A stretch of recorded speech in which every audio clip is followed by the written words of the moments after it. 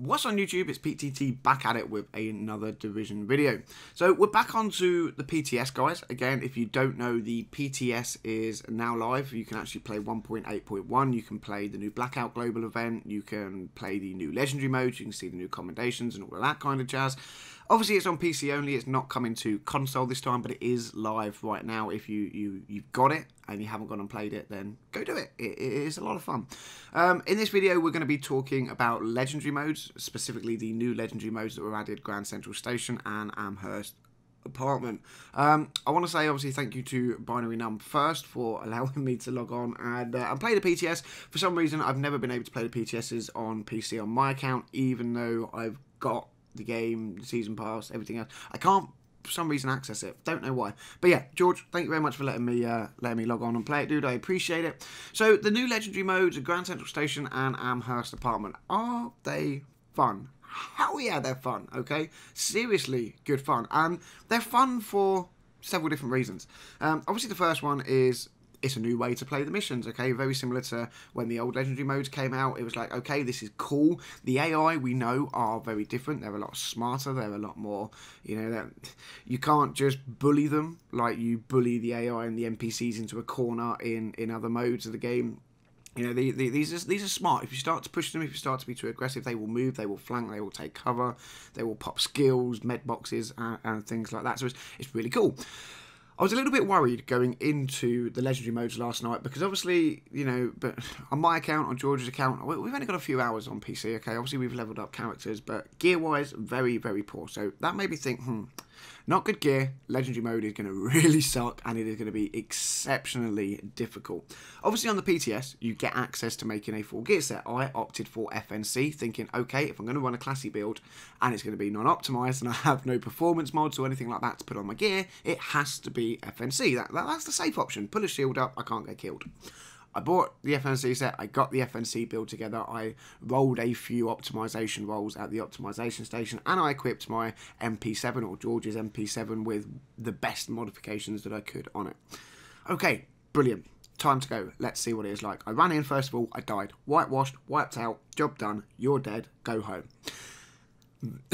Not very easy to do solo by yourself in an un-mid-max gear set, that is for sure. Eventually, I opted to put it onto matchmaking, and we got into it. And although it was a little bit difficult, obviously I wasn't doing the damage that I would normally do. I had to be a little bit more careful as how pushy I was, because I was taking a lot more damage than I usually do. But ultimately, the experience running through Amherst was awesome. Absolutely awesome. It is definitely a new way to run the mission. You know, the way the AI interact with you and the environment throughout the mission is very good. There are windows in Amherst that I never knew were open. There are secret little pockets of areas where AI can appear from that I never knew existed, because, you know, we've run the mission so many times, but it was always exactly the same. So, you know, Massive coming in and changing that up is very, very, very cool. I like it, I really do. I do have to say one thing though. There's a certain part of the mission where you get up to Amherst Apartment and you jump out the window and you proceed to clear the roof. Guys, if any of you from Massive are actually watching this, please, whoever at Massive came up with the idea to have you go forward and engage enemies in front of you, lots of enemies in front of you, and then think it was a good idea to have multiple shotgun rushers come out of the window behind you and pinch you between two sides of shotguns and shields and everything else.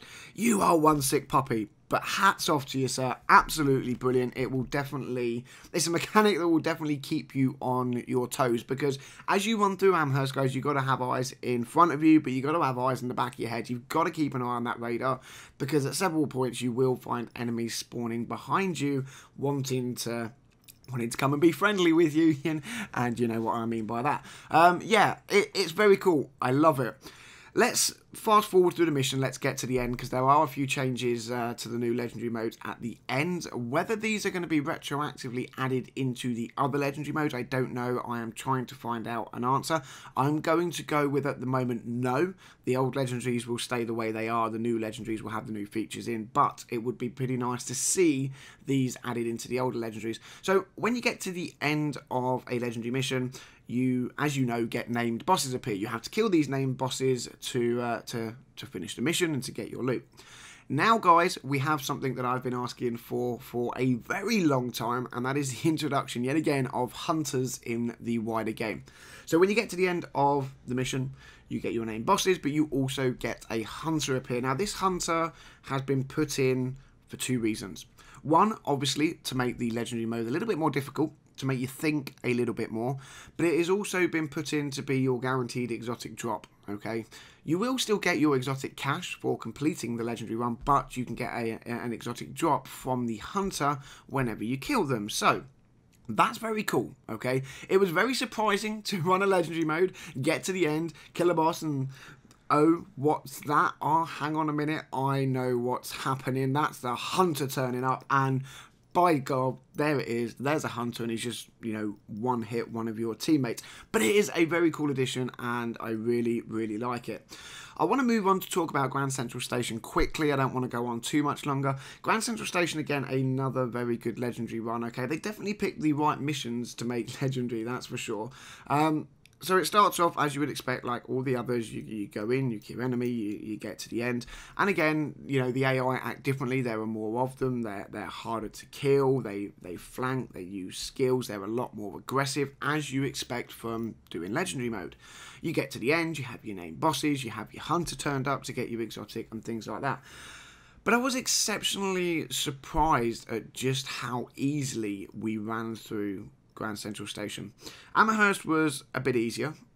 Grand Central Station seemed to be a bit of a whitewash, as in we steamrolled through absolutely everything. Now, I don't know if maybe, you know, Massive can tweak the difficulty a little bit, make the AI hit just a smidgen harder, or, you know, make sure that they die a little bit slower. I don't know.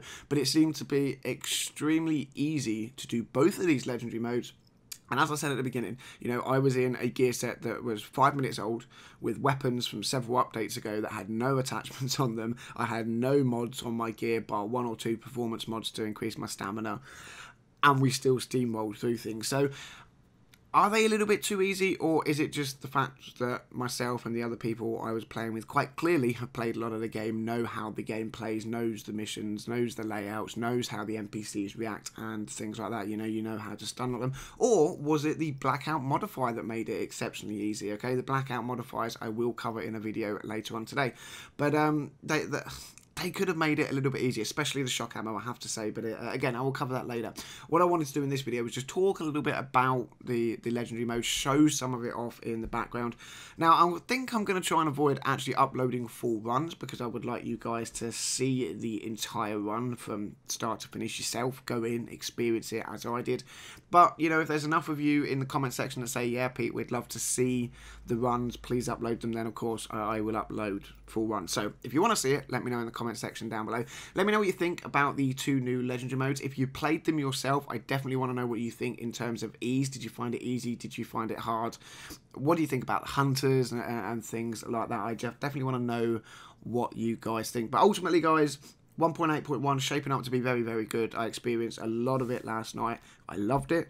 Very good changes. We'll have to wait and see how some of it might affect the wider game, but I love it. Bottom line, I love it. There you go. That's my video on legendary modes. Hopefully the spoiler footage in the background didn't upset you too much.